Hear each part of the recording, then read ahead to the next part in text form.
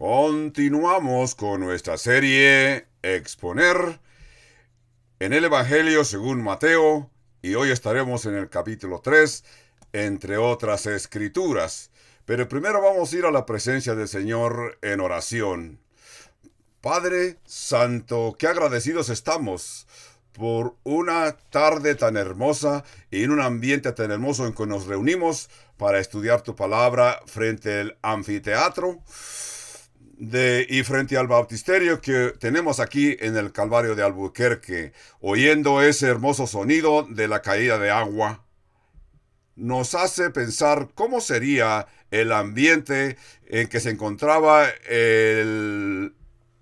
Juan el Bautista predicando frente al río Jordán. Padre Santo, te damos muchas gracias porque nosotros como iglesia nos reunimos para estudiar y con un corazón expuesto para oír las enseñanzas de tu palabra, encontrar respuestas a nuestras situaciones en nuestras vidas.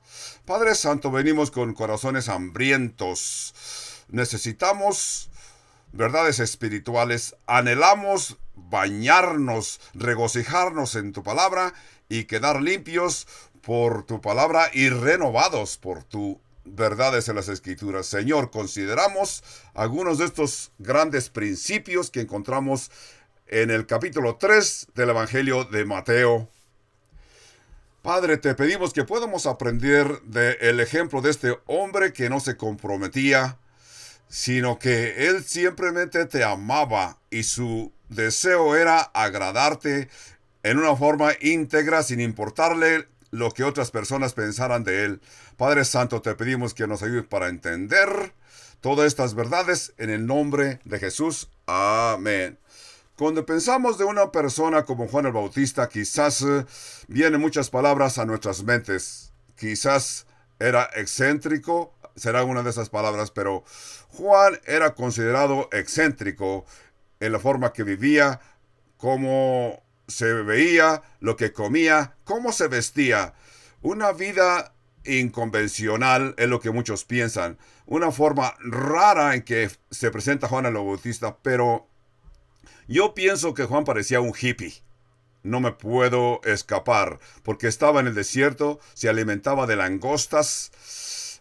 Una de las palabras para describir a Juan el Bautista sería que era grande. Era un hombre grande, porque Jesús dijo de Juan el Bautista de que no ha habido otro hombre nacido de mujer que sea más grande que Juan el Bautista. Juan el Bautista fue el hombre más grande que ha nacido de mujer y que ha vivido en nuestra historia. Un hombre fiel a Dios.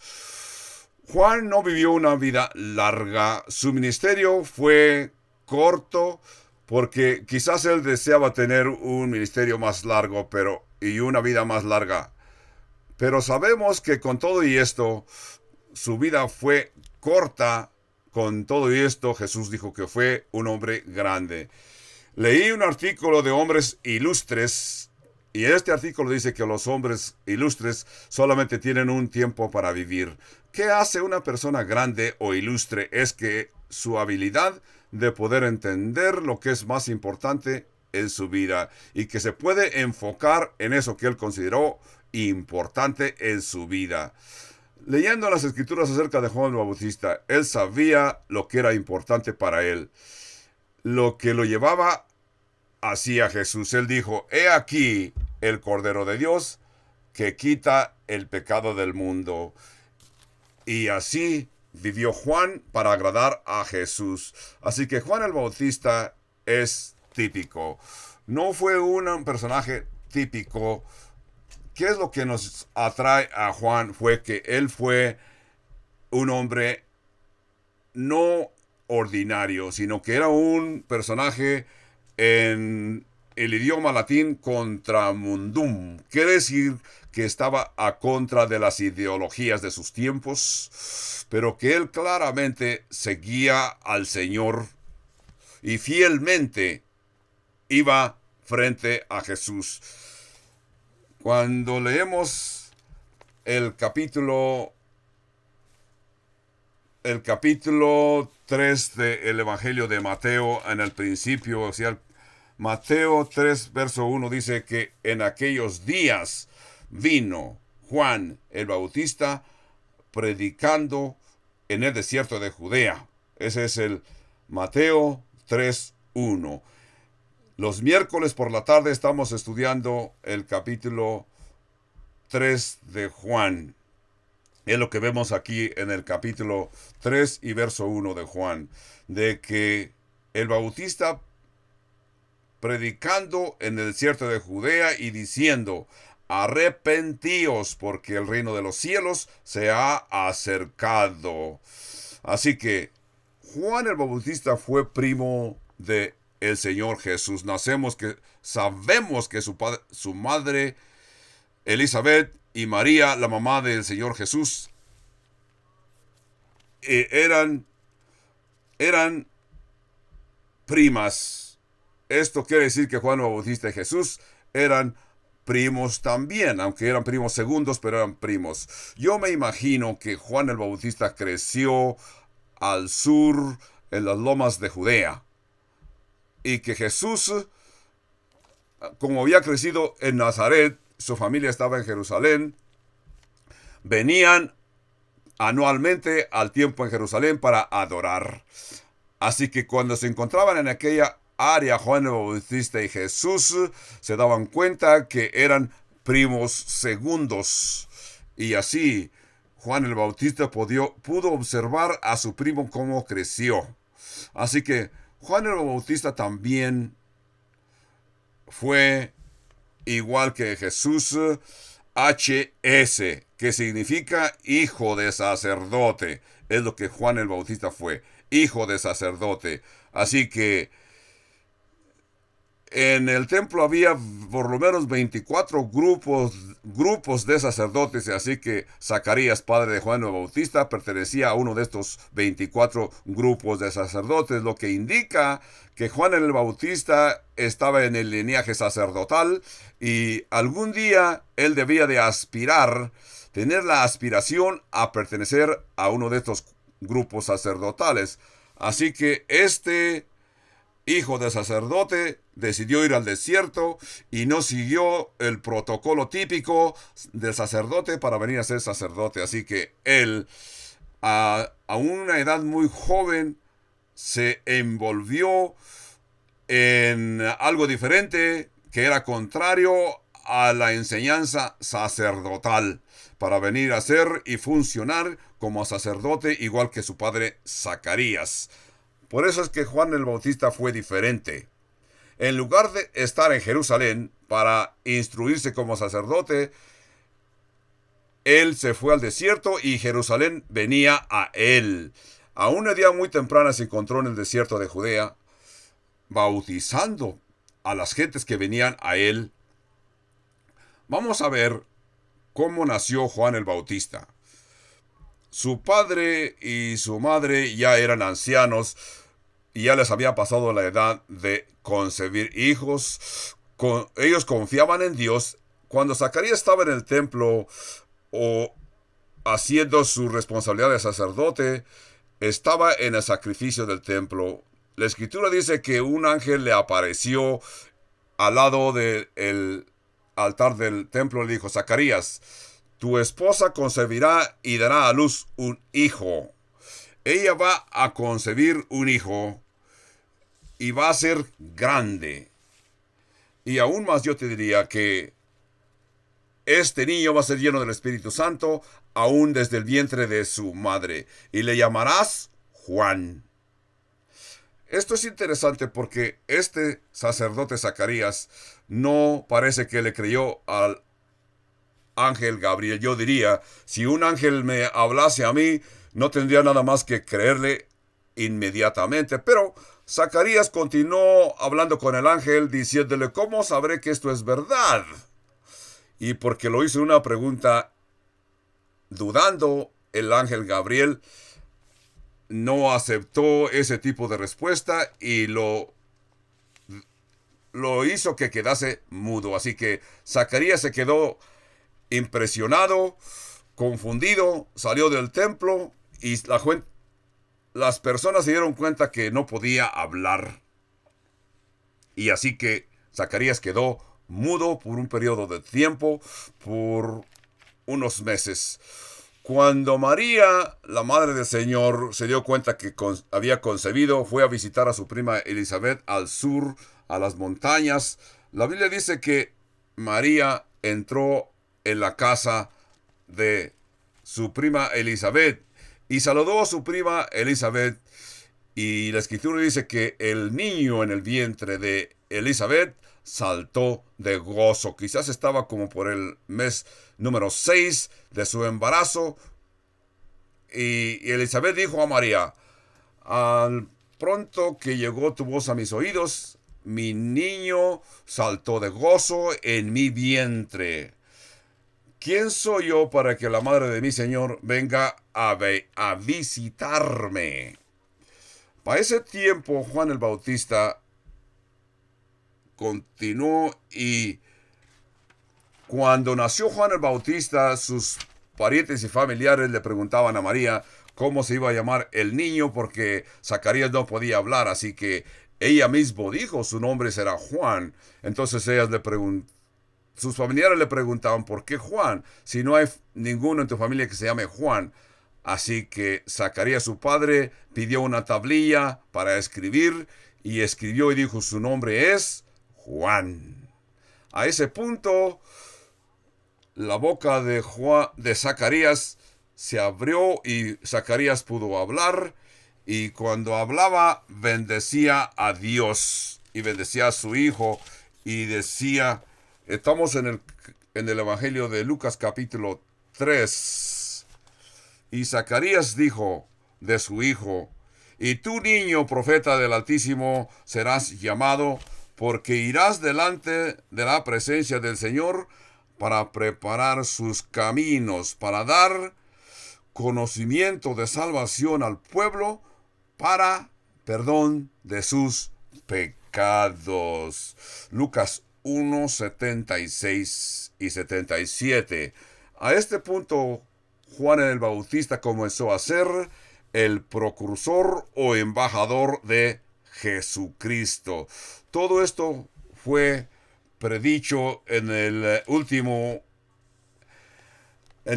libro del Antiguo Testamento, el libro de Malaquías, donde dice que enviará su precursor delante del Señor. Así que cuando venimos al Nuevo Testamento nos damos cuenta que a Zacarías se le confundió con un profeta del Antiguo Testamento. Jesús dijo acerca de Juan el Bautista, dijo: de todos los profetas que se han mencionado en el Antiguo Testamento, todos los profetas hasta Juan, se refiere a Juan el Bautista, dice: Juan el Bautista es el último profeta que ha nacido de mujer. Todos estos profetas se referían al profeta que vendría. Por eso es que este profeta, Juan el Bautista, preparará los caminos del Señor para cumplir la profecía que dijo Malaquías. En Mateo capítulo 3 y verso 1 dice que en aquellos días vino Juan el Bautista predicando en el desierto de Judea. El desierto de Judea es cerca del mar Muerto,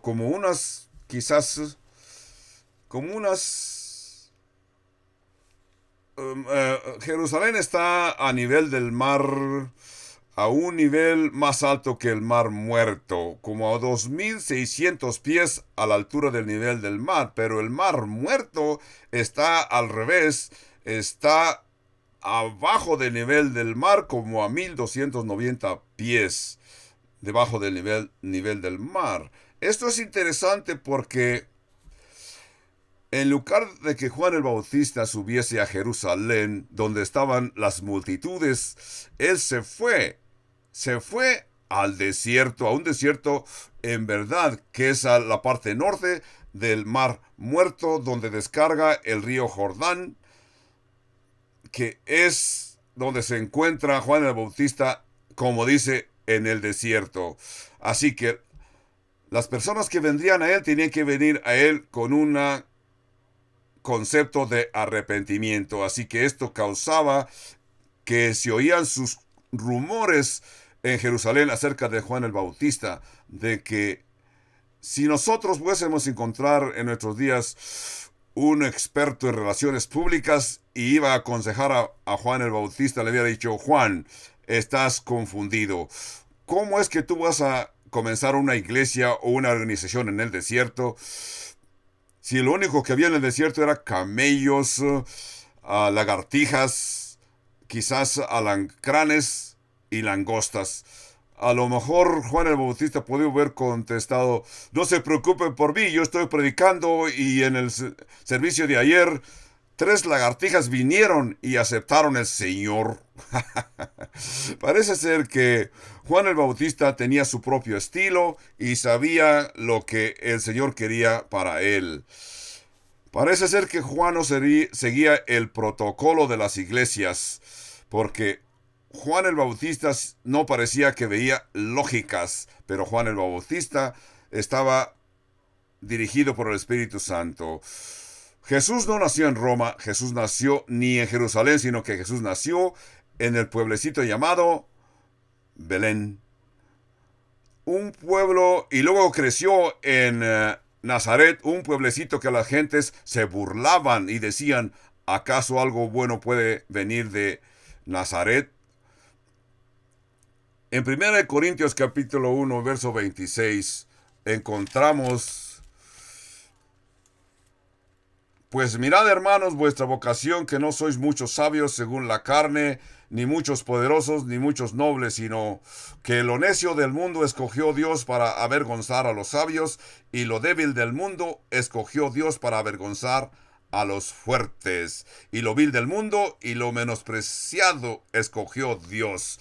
Es lo que podemos ver, que Juan el Bautista decidió quedarse en el desierto, y así la gente de Jerusalén venía a él.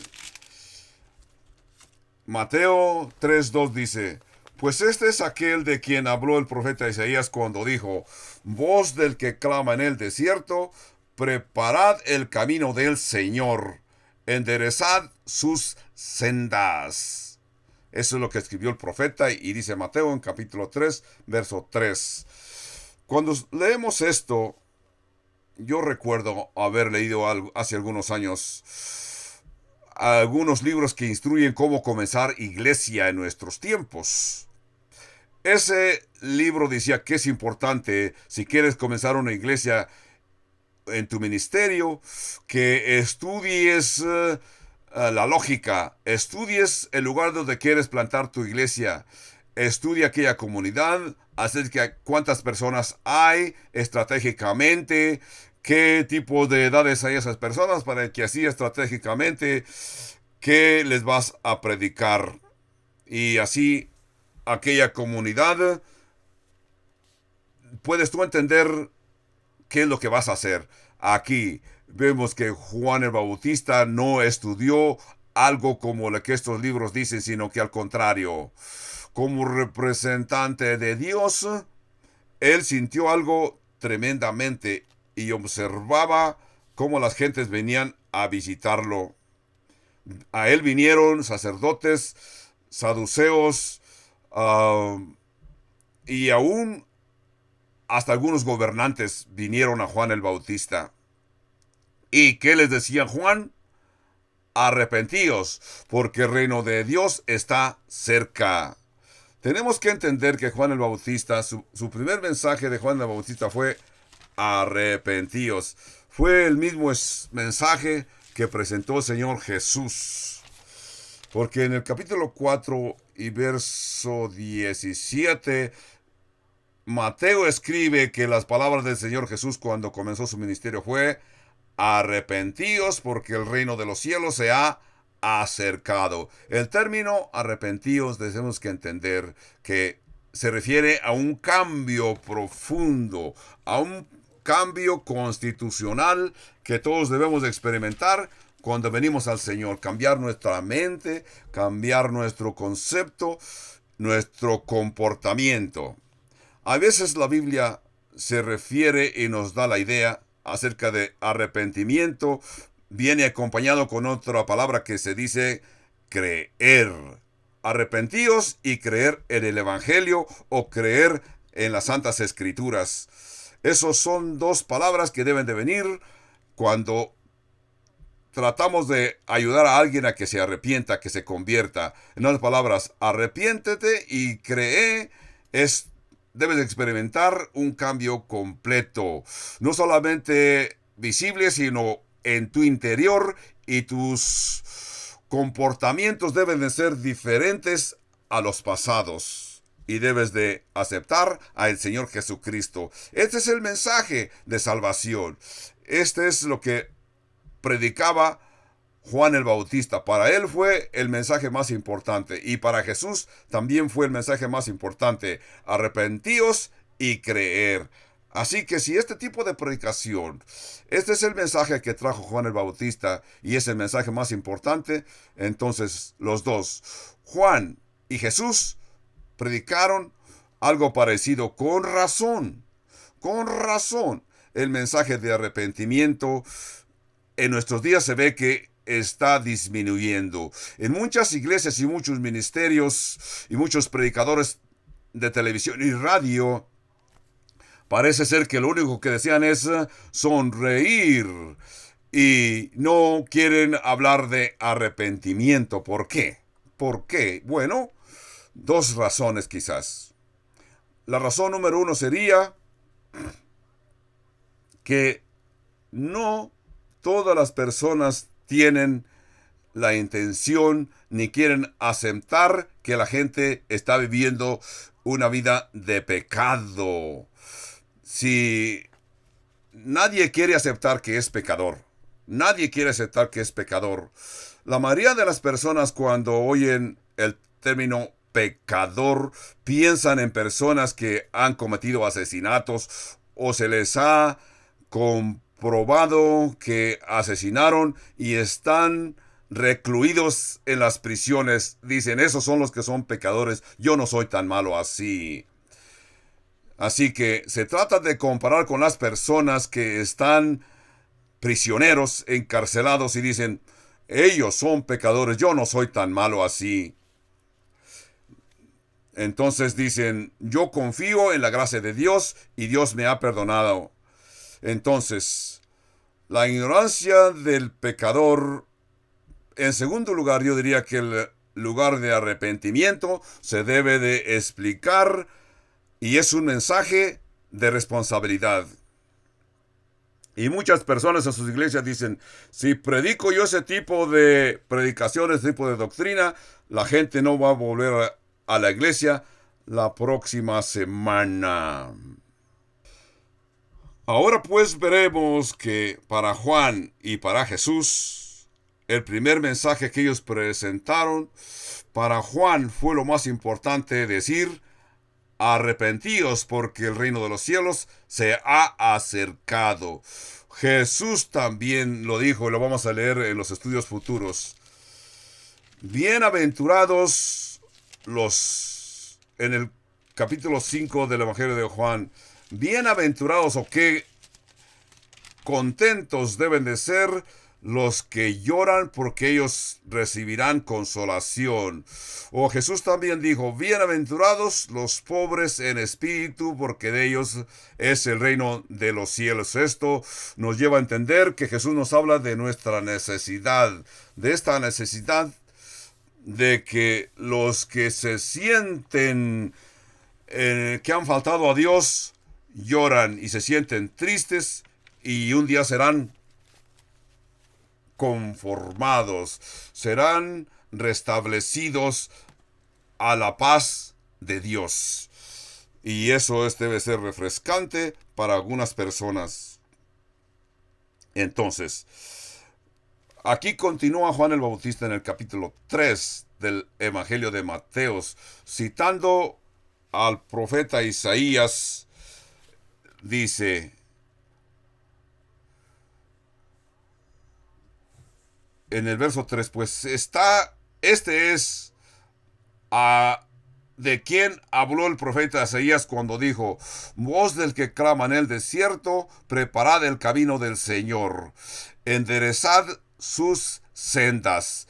Esto es Mateo 3:3. Tenemos que entender que en los 4 evangelios, Mateo, Marcos, Lucas y Juan, en los 4 citan al profeta Isaías acerca de Juan el Bautista, y esto dice que el profeta Isaías profetizó en su evangelio capítulo 40 acerca de Juan el Bautista. En el evangelio de Juan dice que representantes de Jerusalén vinieron a Juan el Bautista, y Juan el Bautista, y le preguntaron a Juan el Bautista: ¿acaso tú eres el Cristo? Y Juan enfáticamente dijo: no, no lo soy. Entonces le preguntan: entonces tú eres Elías, porque el profeta Malaquías profetizó a Elías y dijo: no, tampoco soy Elías.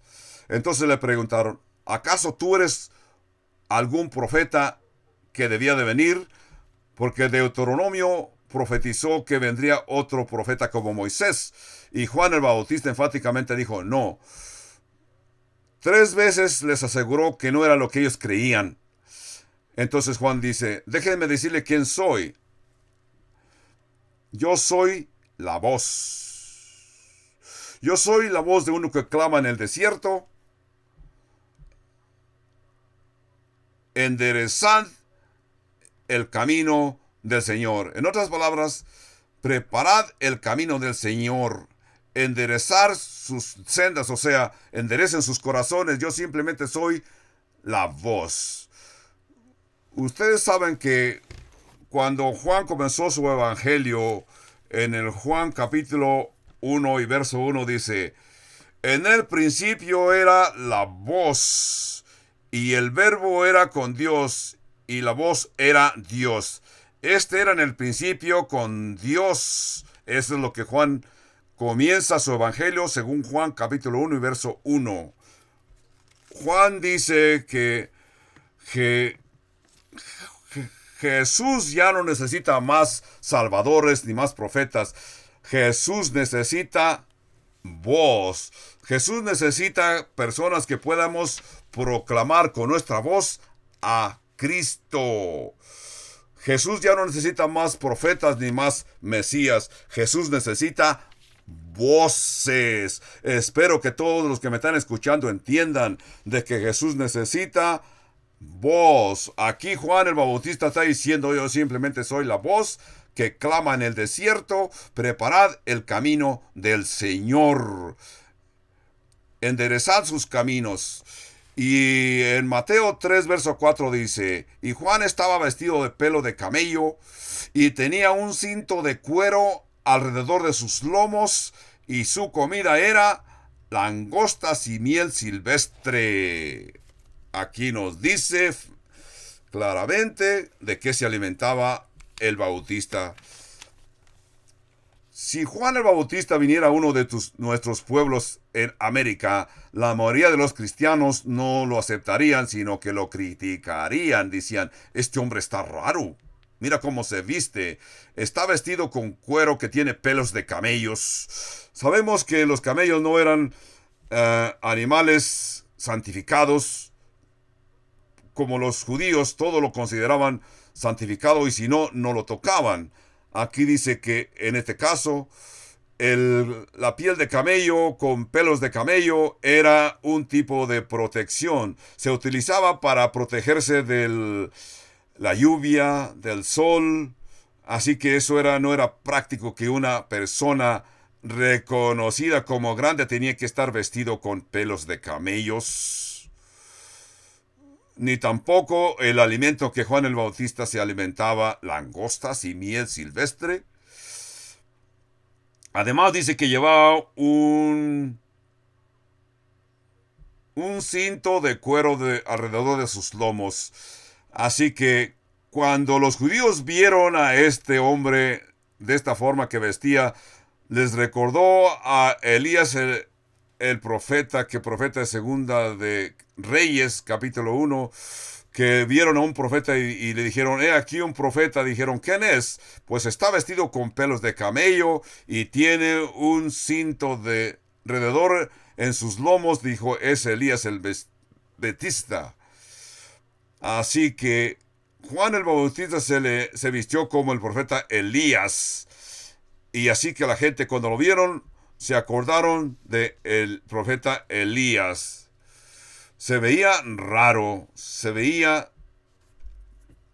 porque su alimento dice aquí que se alimentaba de langostas y miel silvestre. A ese tiempo las langostas, igual que los camellos, no se les consideraba limpios, no se los consideraba limpios, sino que se les consideraba algo inmundo, impuro. En la forma que Juan el Bautista se vestía, parecía Elías el Tisbista. Imagínense que él comía las langostas. A ese tiempo, en esa parte del Mediterráneo, cocían las langostas, las disecaban y las ponían en costales y así las llevaban en sus viajes por el desierto. Y algunos hasta cuando ellos las disecaban, las batían con mantequilla y así se alimentaban en sus viajes por el desierto.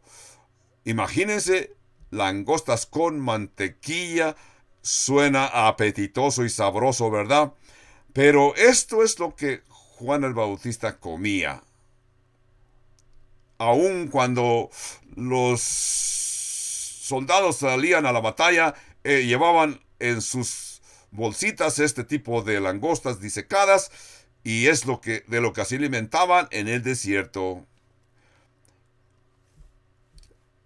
Verso 5 de Mateo 3 dice, salían a Jerusalén y toda Judea y todas las provincias de alrededor del Jordán, y eran bautizados por él en el Jordán, confesando sus pecados. Este lugar donde se encuentra Juan el Bautista es donde los hijos de Israel cruzaron cuando entraron a la tierra prometida. Aquí Juan el Bautista los bautizaba en el río Jordán cuando confesaban sus pecados. Al ver él que muchos de los fariseos y los de los saduceos venían a su bautismo, les decía, generación de víboras, ¿quién os enseñó a huir de la ira venidera? Ese es el verso 7 de Mateo 3. Vamos a ver, les voy a dar una explicación por qué es que Juan el Bautista bautizaba con agua. El bautismo no fue ningún rito cristiano, sino que vamos a explicar cómo se originó este rito del bautismo. Comenzó como un rito judío. En primer lugar, tenemos que entender cuando las personas se querían proselitar, eran prosélitos y se querían convertir en judíos, tenían que pasar por estos ritos de purificación. Eran cierto número de cosas que tenían que hacer para ser prosélitos.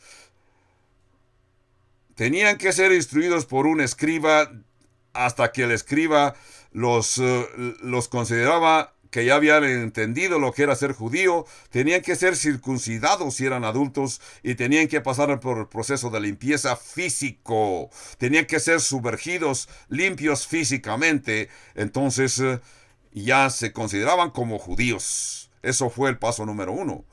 Eso era un bautismo judío. En segundo lugar, si eran judíos y no estaban instruidos como judíos, tenían que ser instruidos.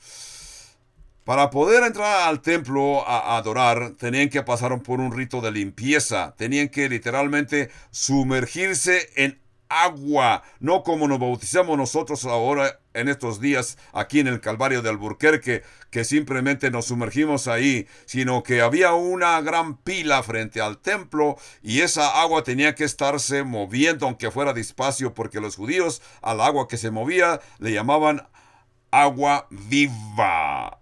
Así que si una persona quería entrar al templo para adorar, tenía que pasar por esta pila, se tenían que literalmente bañarse, luego después de eso se les secaba, se vestían y entraban al templo. Eso era una limpieza física y luego entraban al templo.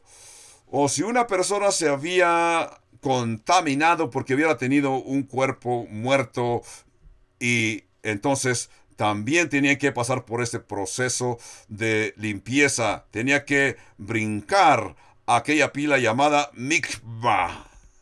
Mikvah. Se sumergía en aquella pila físicamente y luego salía de ahí y naturalmente que ellos tenían unas ciertas túnicas blancas que se vestían para sumergirse en el mikvah, se sumergían en aquella pila. Entonces eran diferentes formas que se utilizaba el bautismo. Si una persona gentil y quería ser prosélito, te tenía que humillar a esos ritos judíos. También si quería entrar al templo a orar, tenía que bañarse. Lo que hacía raro este bautismo de Juan el Bautista, que él estaba bautizando no gentiles, sino que Juan estaba bautizando a todos los que vinieran a él, ya fuesen judíos o gentiles. Eso se veía raro, porque Juan estaba bautizando todo tipo de personas, con todo y que dijeran que se arrepentían de sus pecados. Entonces, el bautismo de Juan era para remisión de pecados, cuando ellos prometían cambiar su estilo de vida. Y vamos a leer de que no importaba de dónde vinieran estas personas que deseaban bautizarse, no importaba qué tipo de vida hubieran bebido, sino que lo que Juan les pedía es que tenían que tener un cambio de corazón, tenían que arrepentirse y asegurarle a Juan que deseaban vivir un estilo nuevo de vida. Así es como Juan los bautizaba. Es lo que leemos aquí en el Evangelio de Evangelio de Mateo, capítulo 3 y verso 7. Dice: al ver él que muchos de los fariseos y los saduceos venían a su bautismo, les decía. Vamos a ver qué es lo que Juan les decía. ¿Quiénes eran estos fariseos y saduceos? Encontramos que se mencionan en los 4 evangelios y en el libro de los Hechos.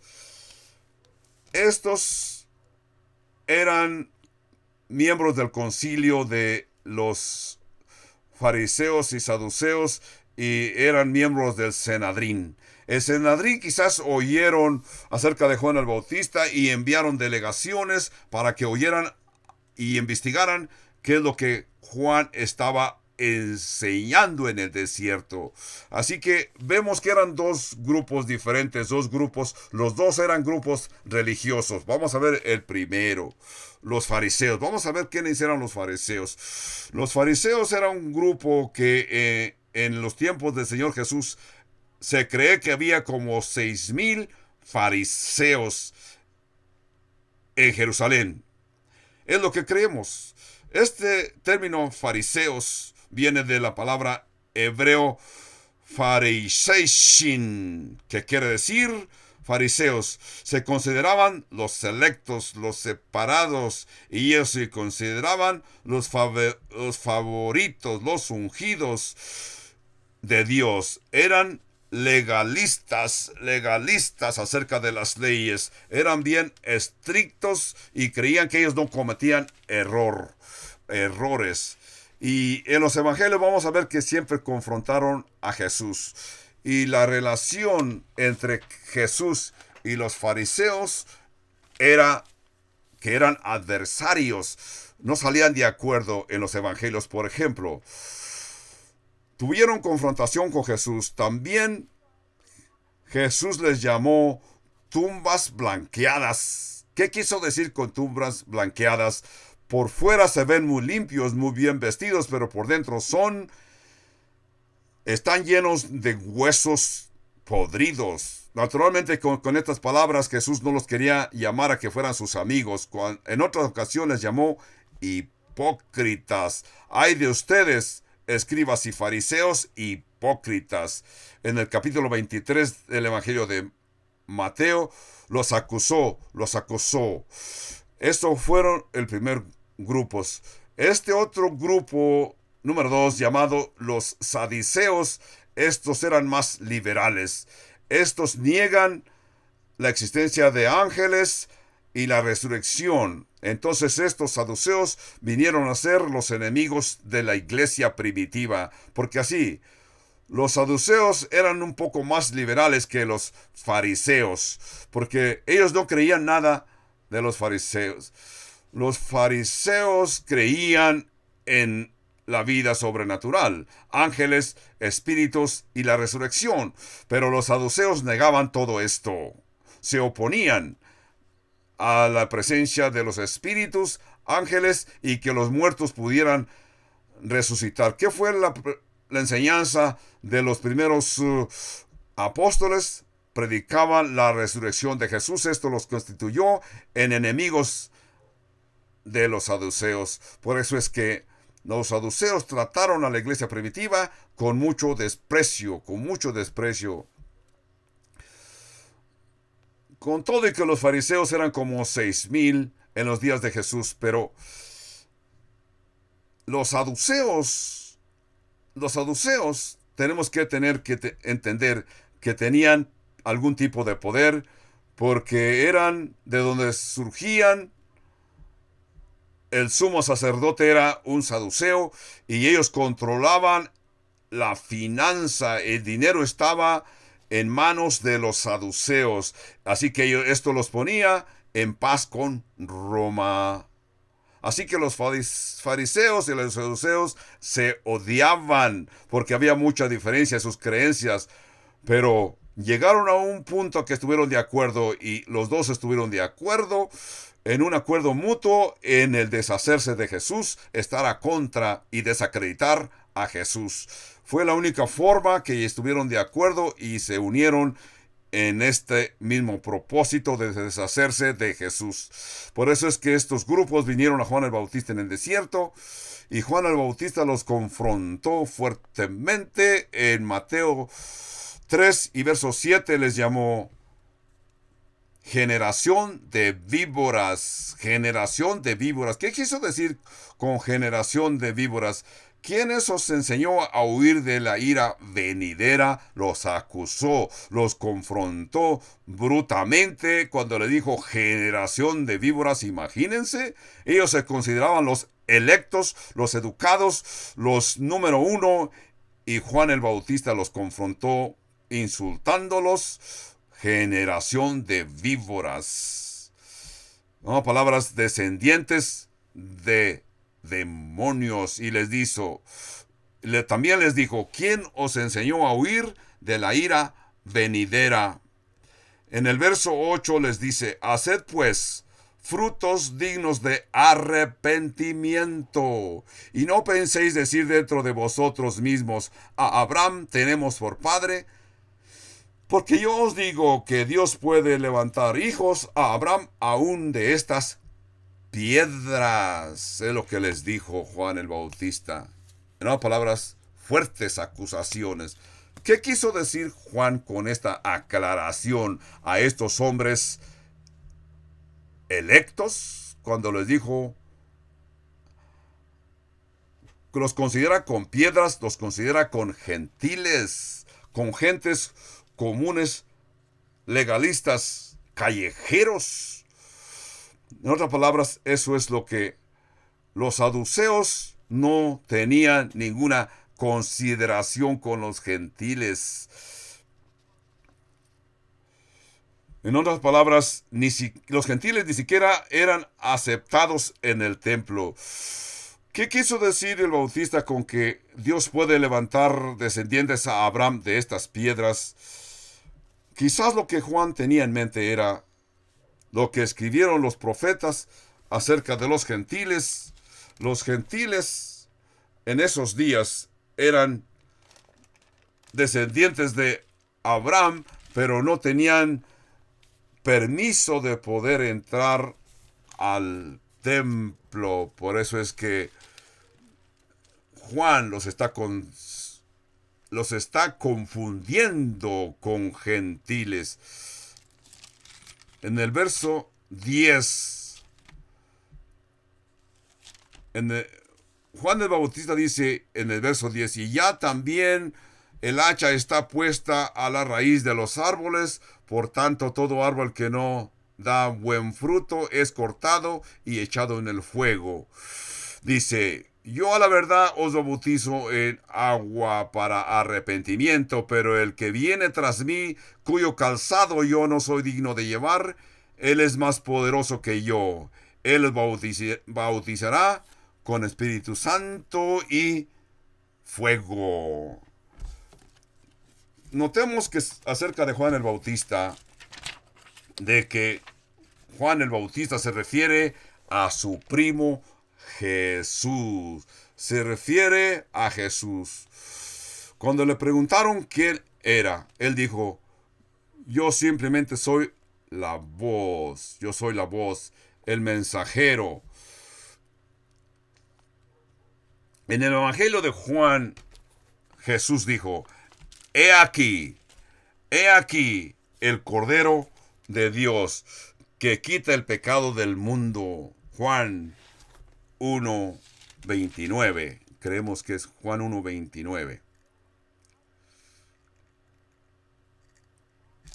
Con todo que Juan el Bautista conocía a su primo Jesús, Juan el Bautista entendió y conocía a su primo y sabía bien que su primo Jesús era Dios encarnado. Esto era el testimonio que Juan podía dar de su primo. ¿Qué tantos de ustedes podrían decir, mi primo es Dios? ¿Mi primo va a poder quitar pecados del mundo? No. Tú conoces a tu primo. Tú has estado con él. Tú tienes un buen conocimiento de tu primo y sabes bien quién es tu primo. Pero Juan el Bautista creía que su primo Jesús era en verdad aquel que un día lo describió en una forma tan baja, en una forma tan alta, pero Juan el Bautista se presentó como un sirviente, como él dice, como un sirviente.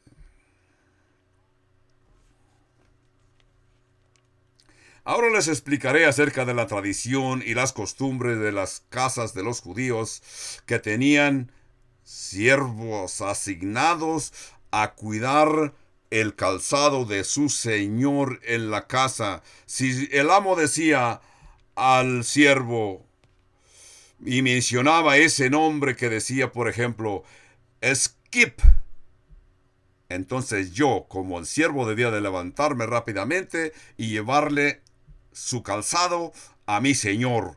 Eso es lo que Juan el Bautista quiso decir cuando Juan el Bautista se comparó al siervo más insignificante que se podía encontrar en aquellos días en las costumbres judías. Él dice, yo no soy digno ni siquiera de llevar las sandalias de mi señor. Llevárselas a mi señor, no usarlas. Verso 11 dice Juan el Bautista, yo a la verdad os bautizo en agua para arrepentimiento, pero el que viene tras mí, cuyo calzado yo no soy digno de llevar, es más poderoso que yo. Él os bautizará en Espíritu Santo y fuego. No se nos olvide. ¿Qué quiso decir Juan el Bautista cuando mencionó fuego? Bautismo en fuego. Voy a explicar rápidamente qué significa este bautismo en fuego que mencionó Juan el Bautista. Y aún hasta menciona en el aventador. En el verso 12 dice, su aventador está en su mano y limpiará su era y recogerá su trigo y en el granero y quemará la paja en fuego que nunca se apaga. Ese es el verso 12. Habla de un juicio, ¿verdad? He aquí Juan el Bautista en el desierto, predicándose a las personas acerca de que hay tres tipos de bautismos. No solamente uno ni dos, tres tipos de bautismo. El primer bautismo es en agua, ese es bautismo de arrepentimiento. Cuando la persona acepta al Señor Jesucristo, baja a las aguas. Esto significa que tú estás dispuesto a comenzar un cambio de vida. Te has arrepentido de tu pecado y para remisión de pecados te has arrepentido. Ese es el bautismo número 1, bautismo en agua. El bautismo número 2 que menciona Juan es el bautismo del Espíritu Santo. Ese es el bautismo que Juan le habla cuando Jesús sea bautizado y tú y yo seremos bautizados. Cuando una persona acepta al Señor Jesucristo, inmediatamente, instantáneamente, es bautizado con el Espíritu Santo. Cuando tú testificas a otras personas, a ese instante tú eres sumergido en el Espíritu Santo y recibes al Espíritu Santo. Eso es un bautismo instantáneo. Una vez por todas has sido limpio de tu pecado y vienes a ser miembro del cuerpo de Cristo. Entonces, consecuentemente, tú recibes el poder del Espíritu Santo para poder ampliamente testificar de Jesús, como dice la Escritura, en Jerusalén, en Samaria y hasta lo más lejos del mundo. Este es el bautismo de agua y bautismo en el Espíritu Santo. Pero ahora, Juan el Bautista menciona el bautismo número 3, es el que dice bautismo por fuego. Serás bautizado con el Espíritu Santo y menciona un bautismo con fuego. Este bautismo en fuego es para los incrédulos, porque dice la Escritura que todos compareceremos a ser juzgados por Jesús, por Cristo. Esto quiere decir que los incrédulos comparecerán a ser juzgados por Jesús. Cuando Juan menciona en el verso 12 y 13 el aventador que tiene el agricultor cuando cosecha su trigo, su grano, amontona toda aquella paja, toda la mata, y entonces tritura la mata, literalmente pisotea las matas, y así que las matas quedan convertidas en paja. Hace un montón de paja y luego usa esta analogía de que el agricultor cosecha su grano cuando las matas están bien secas. Después de haberlas triturado o machacado, se usan estos aventadores. Este aventador es un tipo de horquilla con un tipo de cubo que tiene como 2 o 3 metros de largo. Esto se le llama el aventador. Y avienta el grano al viento a contra el aire, así que se separa la paja del grano. Y el agricultor recoge su grano y lo guarda, pero amontona la paja. Y si es paja de trigo que no es útil para nada, la amontona y la quema y la pasa por fuego. Así que eso es lo que dice. En el verso 13 de Mateo 3 dice: Entonces Jesús vino de Galilea a Juan al Jordán para ser bautizado por él, mas Juan se oponía diciendo: Yo necesito ser bautizado por ti y tú vienes a mí. Pero Jesús respondiendo le dijo: Deja ahora, porque así conviene que cumplamos toda justicia. Entonces le dejó. Porque Jesús le dice que es necesario cumplir toda justicia. Cuando Juan el Bautista ve que Jesús viene hacia él, el Evangelio dice que Jesús dijo: He aquí el Cordero de Dios que quita el pecado del mundo. Porque Juan el Bautista conocía y entendía toda la profecía. Cuando ve que Jesús viene hacia él para ser bautizado, Juan el Bautista le dice: ¿cómo es posible que tú vienes a mí? Tú no tienes pecado. Este rito es para las personas que han pecado y que prometen arrepentirse. Entonces, es lo que Juan el Bautista le quiere decir a Jesús. Esto no es para ti. Tú eres el hombre perfecto. Jesús le dice: deja ahora, porque así conviene que cumplamos toda justicia, no solamente la justicia, toda justicia. Lo que Jesús le da a entender a Juan, que Jesús vino para identificarse con los pecadores.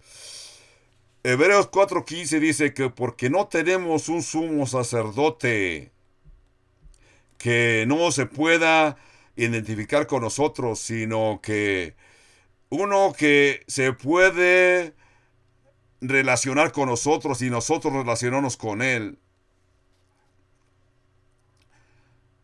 Esto nos dice que Jesús vivió como nosotros para poder entender y comprender nuestra debilidad, nuestra pecaminosidad. Así que Jesús vino en primer lugar para salvar, para decirnos: la única forma que esta gente injusta, pecaminosa, puede ser perdonado, venir yo al mundo y identificarme como uno de ellos, para que ellos puedan sentir y saber que yo sentí lo que ellos sintieron. En otras palabras, este bautismo fue una prefigura de Jesús. Romanos capítulo 6 y verso 3 dice: porque no sabéis que todos los que hemos sido bautizados en Cristo Jesús hemos sido bautizados en su muerte, porque somos sepultados juntamente con él para muerte por el bautismo, a fin de que como Cristo resucitó de los muertos por la gloria del Padre, así también nosotros podemos y andemos en vida nueva. Esta prefigura es la que Jesús quiere que entendamos cuando Él es bautizado, igual que nosotros, y así de esa forma nosotros podemos ver y entender que seremos resucitados. Recuerda, cuando tú eres bautizado, Jesús inmediatamente viene a tu vida. La Escritura dice que cuando Jesús fue bautizado y la Escritura dice que cuando Jesús salió de las aguas, una voz se oyó en el cielo diciendo: este es mi Hijo amado, en el cual tengo contentamiento. Cuando Jesús fue bautizado, Dios completamente fue manifestado. Se manifestó Dios Padre, Dios Hijo y Dios Espíritu Santo. Dios Padre se representó en la voz y Jesús, el Dios Hijo, se representó en la paloma. Cuando Dios Padre habló y dijo: este es mi Hijo amado, en el cual tengo contentamiento. Recuerden, esta misma expresión se va a oír en el capítulo 17 del Evangelio de Mateo, en la transfiguración, cuando Jesús fue transfigurado en el monte y estaba hablando con Moisés y Elías, y algunos de los discípulos estaban presentes, y la Escritura dice que Pedro habló y dijo algunas palabras, pero se oyó la voz del cielo que dijo: este es mi Hijo amado, en él confiad, a él oíd. Entonces, los tres dioses se presentaron en el bautismo de Jesús. La Trinidad habló. Algunas personas no quieren creer en la Trinidad. Los cristianos siempre creemos en la Trinidad, pero algunas personas, aunque dicen que son cristianos, no quieren aceptar la Trinidad. Y dicen, bueno, la palabra Trinidad no está en la Biblia. Eso es lo que ellos dicen. Yo les digo, la palabra Biblia tampoco está en la Biblia. La palabra milenio tampoco está en la Biblia, pero el término milenio o 1000 años sí está en la Biblia. Por eso es que son las palabras que tenemos. La palabra rapto no está en la Biblia, pero la doctrina del rapto sí está. Así que la palabra Trinidad no está, pero la doctrina de la Trinidad está en toda la Biblia. Por eso es que los cristianos siempre creemos en la Trinidad, porque está en toda la Biblia. No la podemos negar. Desde Génesis capítulo 1 y verso 26, entonces dijo Dios, hagamos al hombre en nuestra imagen, conforme a nuestra semejanza. Es un término singular. Un poco más tarde, en Génesis, el mismo Génesis, en el verso 26. Entonces Dios dijo, hagamos al hombre a nuestra imagen, conforme a nuestra semejanza. Así que a la imagen de Dios creó al hombre. Plural y singular a la misma vez. También en Isaías 6, cuando el Señor le dijo al profeta, ¿a quién enviaré o quién irá por nosotros? Podemos ver otra vez.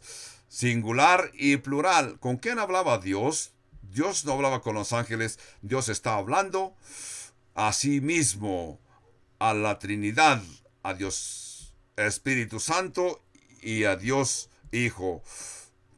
Tres personas y a la vez un solo Dios verdadero. Igualdad como Dios, igualdad en Trinidad. Eso es lo que es el Dios. Y es lo que vemos cuando comenzó el ministerio de Jesús, de que Dios dijo, en Él tengo contentamiento, a Él oíd. Ahora veamos tu vida, tu salvación. Los tres dioses, la Trinidad, tomaron parte. Dios Padre envió a su Hijo a este mundo para morir por tus pecados. El Dios Jesús nos envió el Espíritu Santo para que el mundo sea convicto de pecado.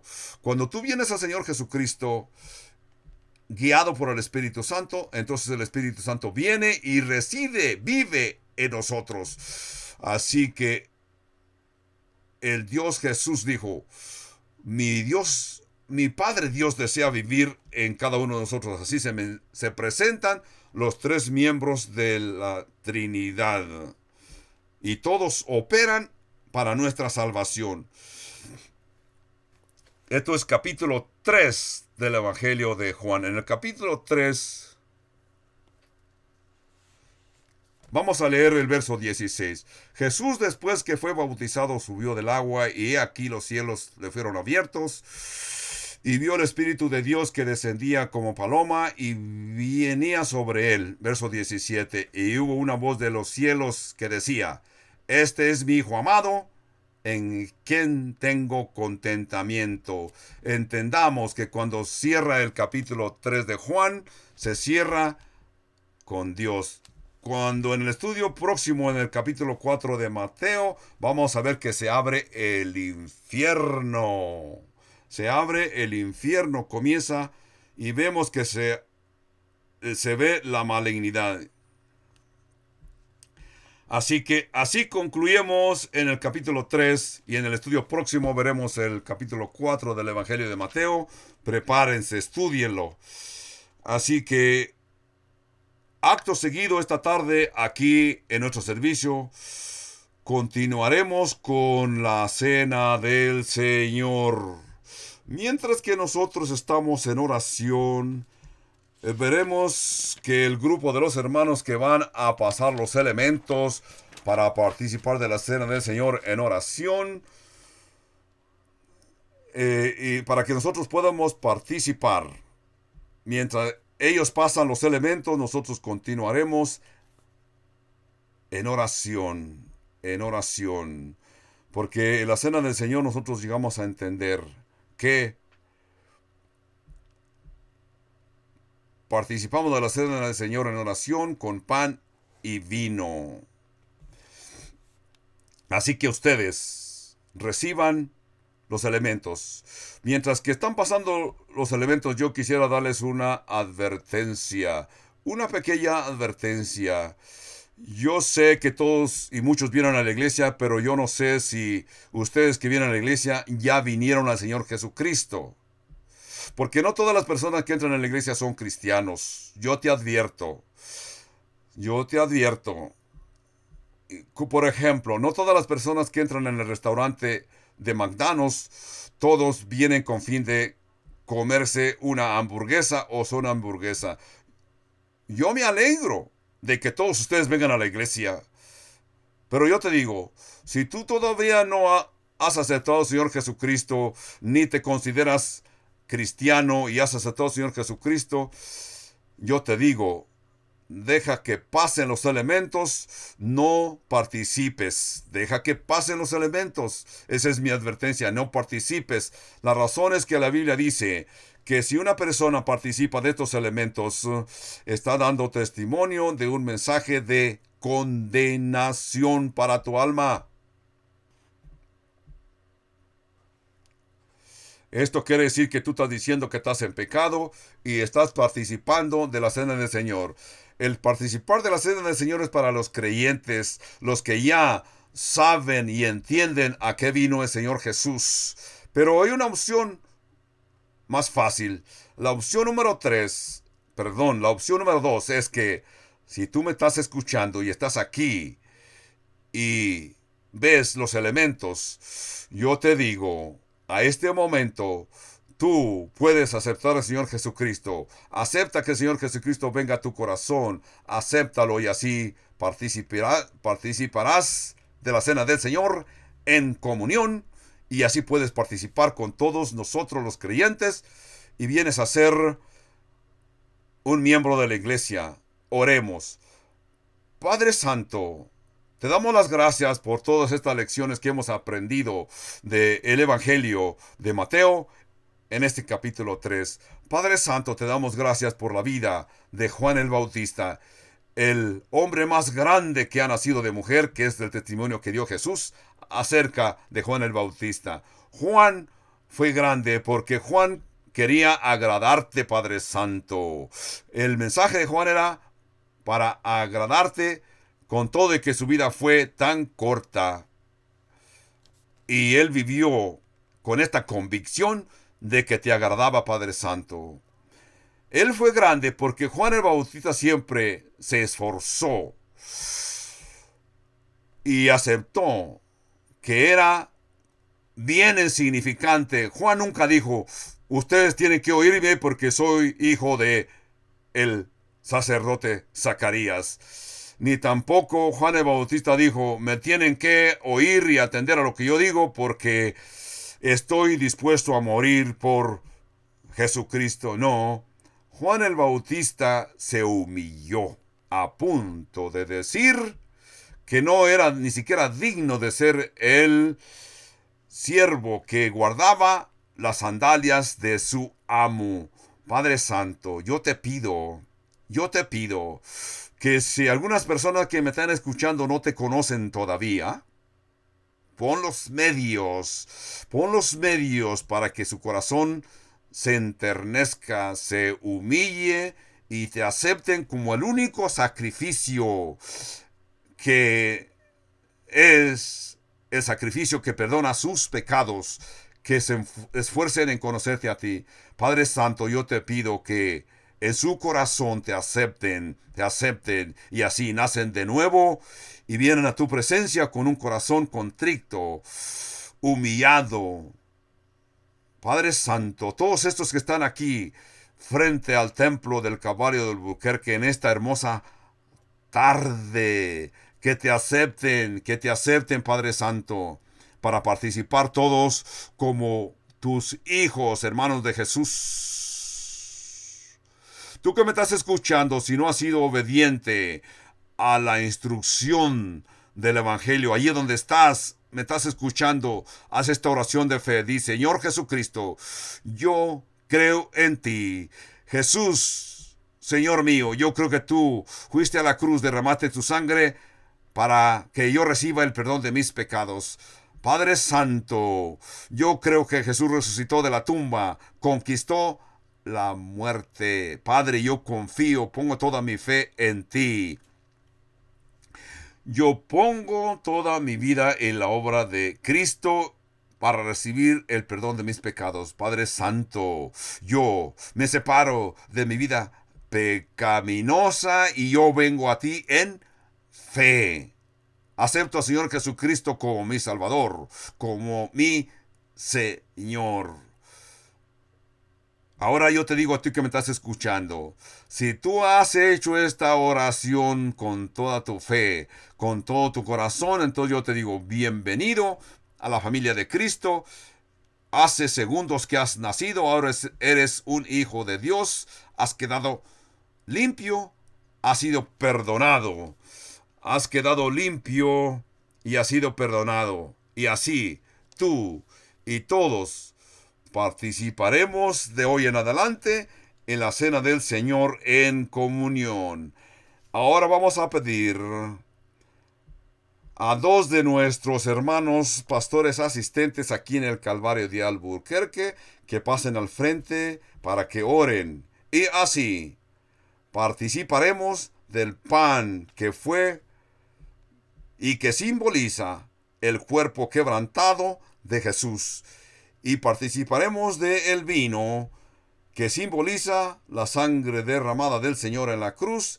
Y así, Padre Celestial, te damos gracias, gracias y todo en el nombre de tu precioso Hijo, nuestro Señor Jesucristo.